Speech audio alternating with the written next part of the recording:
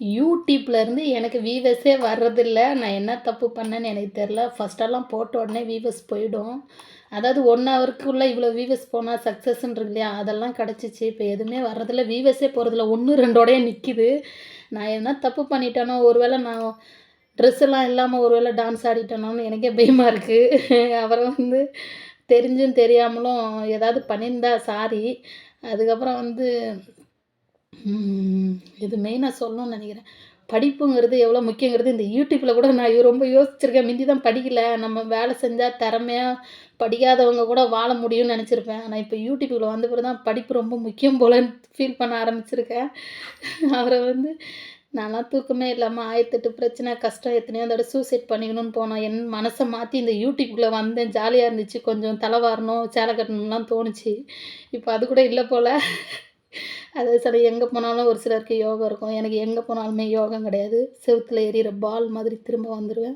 ஏன்னா, அந்த மாரி நம்ம பிறப்பு அப்படி கஷ்டத்திலேயே பொறந்து பொறந்து இருக்கிறதுலயும் அப்படிதான் போகுது. அதாவது என்னால வெளிய போய் வேலை செய்ய முடியாத ஒரு சூழ்நிலை. என்னோட உடம்பு ஒத்துழைக்கல.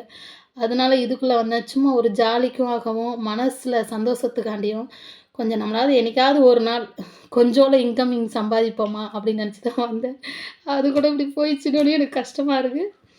ஏதோ தப்பு பண்ணிட்டுருக்கேன் போல. இது வந்து எங்குமே அதாவது ஏதாவது ஒண்ணு செஞ்சிருந்தா தான் இதெல்லாம் நடக்கும்னு தோணும் எனக்கு. அப்ப நம்ம ஒண்ணு தெரிஞ்சு செஞ்சிருக்கணும், இல்ல தெரியாம செஞ்சிருக்கணும். ஏதோ நான் தெரியாம தான் கண்டிப்பா எல்லா விஷயத்துலயும் செஞ்சு மாட்டிக்குவேன். இப்ப அப்படிதான் இதுலயும் ஏதோ ஒண்ணு தெரியாம செஞ்சு மாட்டிட்டுருக்கேன். ரொம்ப ஃபீலா இருக்கு. அதாவது எங்க காட்பாடியில நான் மட்டும் தான் வீடியோ போட்டுன்னு இருக்கேன்னு எனக்கு தெரிஞ்சு நெறைய பேர் சொன்னாங்க. ஒரு பொம்பள பிள்ளை இவ்வளோ பெரிய பொம்பள போய் வீடியோ போடலாமா? டான்ஸ் ஆடலாமான்லாம் கேட்டாங்க. நான் அவங்க மத்தியிலலாம் நான் ஆடுவேனேன்னு உள்ள வந்தேன். ஆனா அதுக்கு தக்கன எனக்கு ஆப் ஆயிடுச்சு. என்ன வீடியோல நடந்துச்சுன்னு எனக்கு தெரில. நான் அப்படி எதனா தப்பா வீடியோ பண்ணியிருந்தா சாரி. எனக்கு வியூவர்ஸ பத்தி எதுவும் தெரிலங்க.